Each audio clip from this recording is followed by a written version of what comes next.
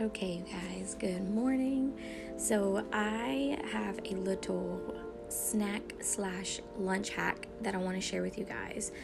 And so first I'm going to make my coffee here and take my Slimming gummies, get my energy, even light this candle. You guys, this candle smells so good. It is the Johnny and June Cash candle. And I mean, it smells amazing. It smells better than coffee, if that's possible. But anyways, I've really been loving my keto fat burning coffee mixed in with my pre-existing coffee. So I used to do this all the time, and kind of as I drank more of the coffee and had more followers, people were telling me of different ways that they drink the coffee. So I've been trying new ways, and I totally forgot about this way, and I am loving it because I don't have to use any creamer, and it's so flavorful and so good. So all right, so I'm going to set up over here, and as you can see, I have a Zoom call going in the background. Work from home life. And I am going to get all my stuff together. So these are just like the Uncrustables. I don't know if you guys have seen them, but basically it's just a peanut butter and jelly sandwich in between two slices of bread with no crust on them. They usually come in a circular form. They come in the freezer section.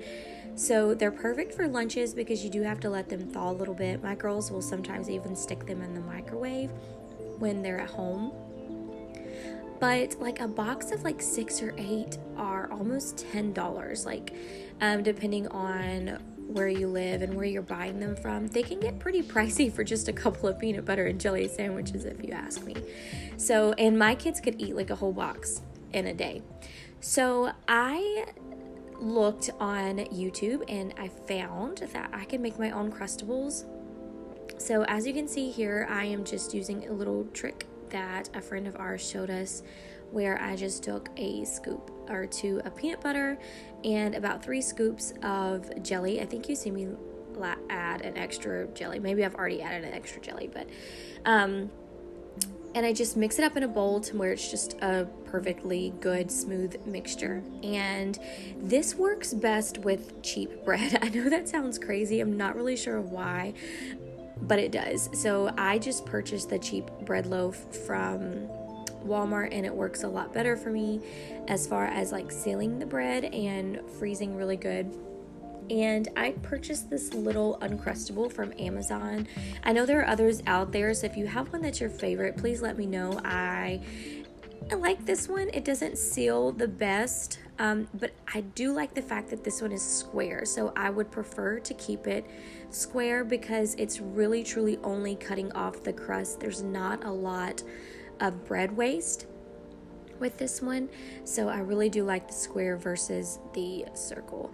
So as you can see, I just have a simple little chopping plastic board. I don't really know what you call this, but I got this from Pampered Chef, and I love these. They came in a pack of 3, and they're just so much easier, and I just really like them.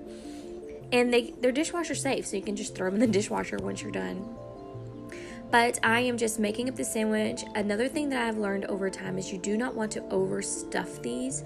If you do, they will start to fold a little bit in the freezer.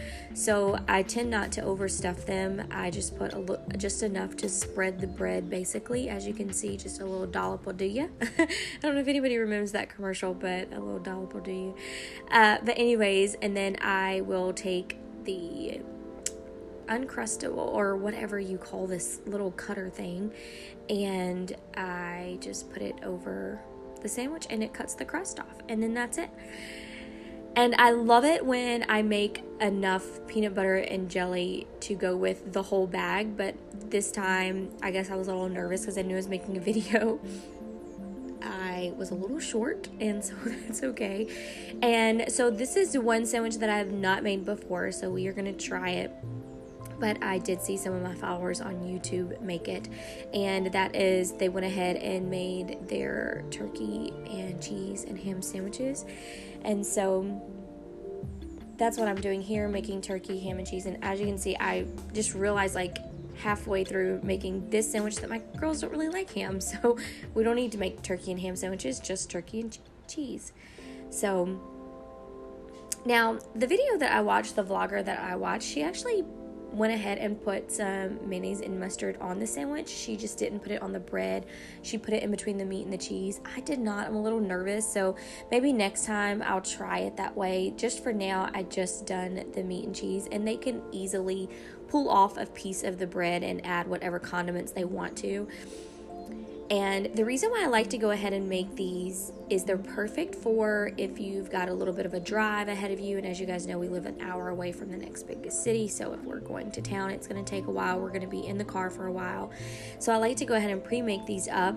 They're also great for after school snacks. They go and just grab them out of the freezer. And as you can see, they come out so cute. And I have frozen these 2 different ways.